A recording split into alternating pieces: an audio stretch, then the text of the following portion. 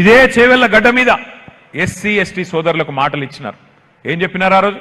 కేసీఆర్ దళిత బంధు అంటుండు, దళిత బంధు 10 లక్షలు అంటున్నాడు.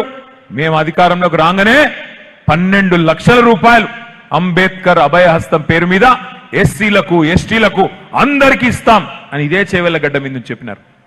ఇలా ఇందిరమ్మ ఇండ్లు అంటున్నారు. ఇందిరమ్మ ఇండ్లు మీరు చెప్పిన మాట, రేవంత్ రెడ్డి గారు, మల్లికార్జున్ ఖార్గే గారు చేవెళ్లలో చెప్పిన మాట. 5 లక్షలు కాదు, ఎస్సీ సోదరులకు ఎస్టీ సోదరులకు 6 లక్షల రూపాయలు ఇస్తాం. అట్లాగే అన్నిటికన్నా ముఖ్యంగా చెప్పిన మాట, చాలా మంది నమ్మిన మాట, కేసీఆర్ వస్తే అసైన్డ్ భూములు గుంజుకుంటాడు, మేము రాగానే అసైన్డ్ భూములన్నిటికీ పట్టా భూములు చేస్తాం, పట్టా భూములు చేసి మీకు ఇచ్చేస్తాం, మీది మీకే ఉంటది, మీరు అమ్ముకోవచ్చు, ఏమన్నా చేసుకోవచ్చు. చెప్పిరా లేదా? లేదంటే చూపెడతా, వీడియోలు అవి కూడా ఉన్నాయి, అవి కూడా తెచ్చిన. ఎందుకంటే ఇట్లా ఒకటి కాదు, ఎస్సీలను మోసం చేసినారు, ఎస్టీలను మోసం చేసినారు. బీసీ సోదరులకు చెప్పినారు సంవత్సరానికి 20,000 కోట్లు ఇస్తాం, బీసీలకి 5 ఏళ్లలో 1,00,000 కోట్లు ఇస్తా, 42% రిజర్వేషన్ ఇస్తా. ఒక రాజకీయాల్లో విద్యా ఉపాధి అవకాశాల్లో మాత్రమే కాదు, 42% రిజర్వేషను మీకు ప్రభుత్వ కాంట్రాక్ట్లలో కూడా ఇస్తా అని చెప్పి మోసం చేసినాడు. మైనారిటీ సోదరులకు మోసం, మైనారిటీ సబ్ ప్లాన్ పెడతా, మీ అందరికీ బ్రహ్మాండంగా 4,000 కోట్ల బడ్జెట్ పెడతా అని మైనారిటీ సోదరులకు కూడా టోపీ పెట్టిండు, మోసం చేసిండు, వాళ్ళను కూడా ముంచిండు. ఈ రోజు ఈ రాష్ట్రంలో మోసపోని వర్గం ఏం లేదు.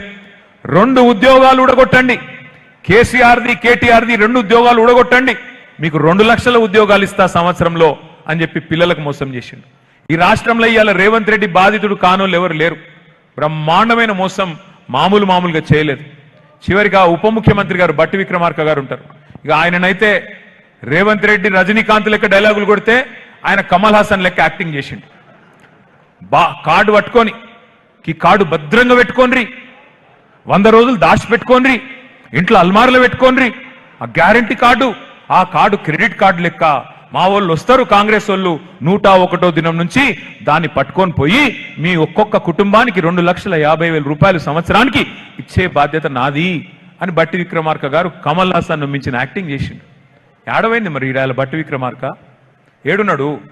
ఏం చేయాలి? ఆ కార్డు ఇప్పుడు భద్రంగా పెట్టుకోమంటివి కదా, ఇప్పుడు ఏడ పెట్టుకోవాలి? ఏం చేయాలి ఆ కార్డులతోని? అందుకే నేను అంటున్నా, ఆగం కావద్దు. అబద్ధాలు చెప్పంగానే, ఇష్టం వచ్చినట్టు మాట్లాడంగానే ఒక ఆయన 15 లక్షలు వేస్తా అన్నాడు, పెద్ద మనిషి ఢిల్లీలో ఉన్న ఆయన. 15 लाख हर किसी के अकाउंट में डाल देंगे भाइयों बहनों मित्रों అని ఆయన నరికే. ఈయననేమో 15,000 రూపాయలు వేస్తా అని చెప్పి ఈయన చెప్పే, అటు ఆయన మళ్ళీ చేయిచ్చే, ఇక్కడ ఈయన చేయిచ్చే. బంగారంలో కేసీఆర్ గారి ప్రభుత్వం ఉంటే మీరు అడగకముందే బిర్యానీ పెడితే ఆయననేమో ఓగొట్టుకుంటుమి, వీళ్ళిద్దరిని తెచ్చి నెత్తి మీద పెట్టుకుంటుమి. అలా ఏమవుతున్నది? ఏం సాధించినాం? అందుకే ఎలక్షన్ రాగానే ఆగం కావద్దు, ఎలక్షన్ రాగానే మనం కన్ఫ్యూజ్ కావద్దు. సరే ఎమ్మెల్యే పోయిండు, ఒకటే యాద పెట్టుకోండి, గెలిపించింది మీరే, మళ్ళా మీరు ఓడగొట్టేది కూడా రేపు బరాబర్ మీరే. ఆ ఎమ్మెల్యే గారు వదిలిపెట్టొద్దు, బరాబర్ గెలిపించిన మీరే మళ్ళా ఓడగొట్టే బాధ్యత తీసుకోవాలి. ఉన్నాయి 300 దాకా బూతులు ఉన్నాయి చేవెళ్లలో. కానీ మనం ఊరికేనే ఏదో స్పీచ్ చెప్పుకొని 4 మాటలు మాట్లాడుకొని గెలిచినామని జబ్బలు దర్చుకొని పోతే నడవదు.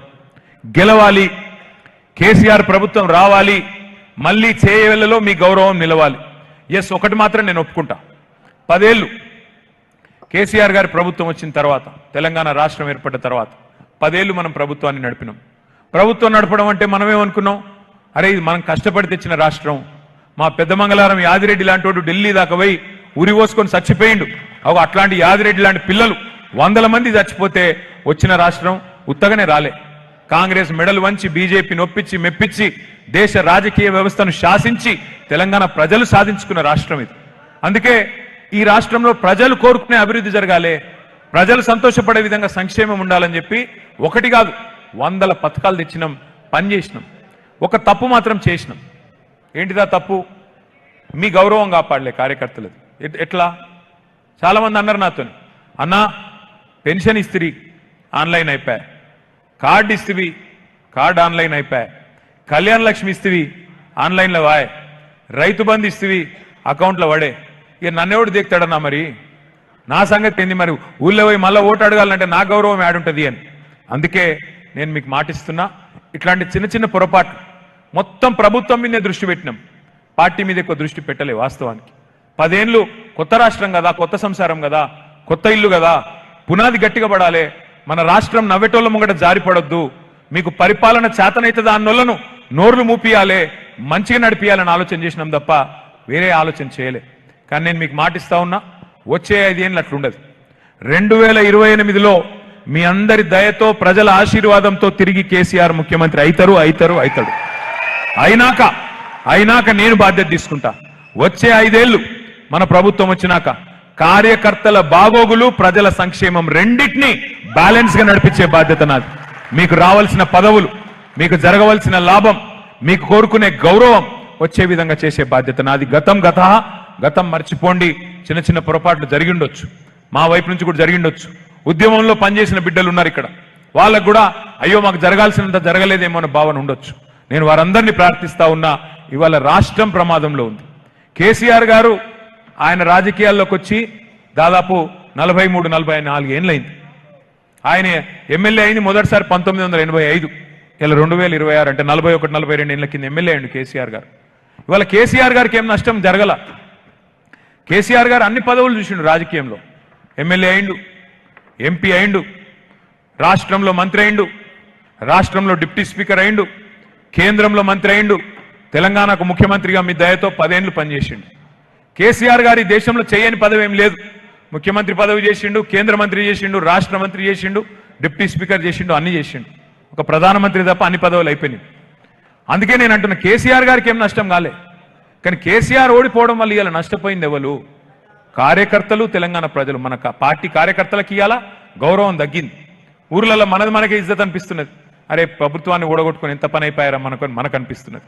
రెండో దిక్కు ప్రజలు నష్టపోయింది, రైతులు బాధపడుతున్నారు, విద్యార్థులు గోసపడుతున్నారు. ఇవాళ మహిళలు ఎన్ని మాటలు చెప్పిండినా, నెలకు 2500 ఇస్తా, అత్తకు 4000, కోడలకు 2,500 ఇస్తా అన్నాడు. ఇప్పుడు 2,500 ఇస్తలేడు, కానీ కొత్త డైలాగ్ నేర్చుకున్నాడు.